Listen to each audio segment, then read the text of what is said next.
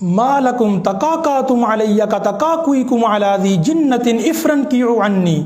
ये शेर उस शख्स का है जो ना सिर्फ हज़रत खालिद बिन वलीद का गुलाम था बल्कि इमाम सिबावई का इमाम था। सवारी से गिरता है, बेहोश हो जाता है, लोग आसपास जमा हो जाते हैं, पानी के छींटे मारते हैं। जब ये शख्स उठता है तो बजाय खुद कंफ्यूज होने के दूसरों को कंफ्यूज कर देता है और कहता है मालकुम तकाकातुम अलैया का तकाकुइकुम अला दी जिन्ना इफ्रन कीउ अन्नी। लोग हैरान हो जाते हैं, किसी को नहीं समझ आती मतलब क्या है। एक कहता है अन्ना शैतानहु हिंदीयुन, कि लगता है इसका शैतान हिंदुस्तान का रहने वाला है जो हिंदी लैंग्वेज में बात कर रहा है।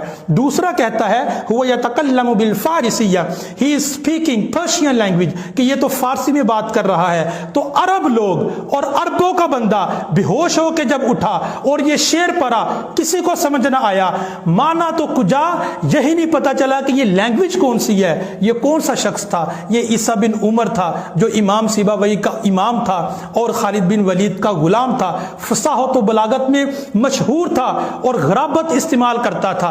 लोग कहते हैं कि ये जो शेर है ये फसीह नहीं है, ये फसीह व बलीग नहीं है। क्यों?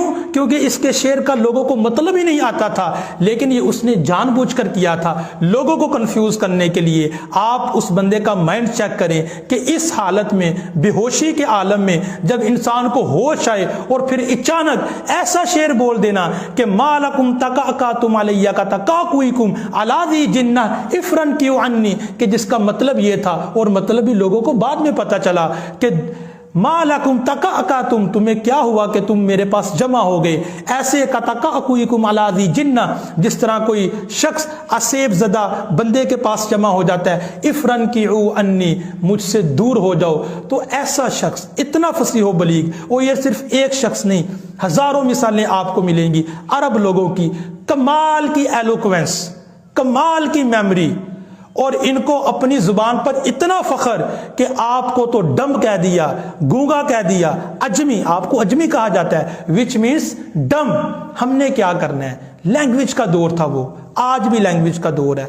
हुजूर अलैहिस्सलातु वस्सलाम के ज़माने से लेकर आज तक ये लैंग्वेज का दौर है, क़यामत तक ये लैंग्वेज का दौर रहेगा। क्यों? क्योंकि हमारा जो living miracle which is given to us, जो हमें दिया गया है, वो क्या है? कुरान पाक, जिंदा मोजज़ा।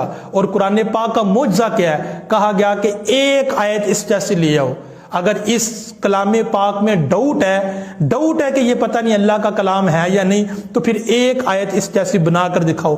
बड़े ज़हीनो फतीन थे, लेकिन आज तक कोई शख्स कुरान पाक जैसी एक आयत नहीं बना सका। हमें इस चीज़ को अंडरस्टैंड करना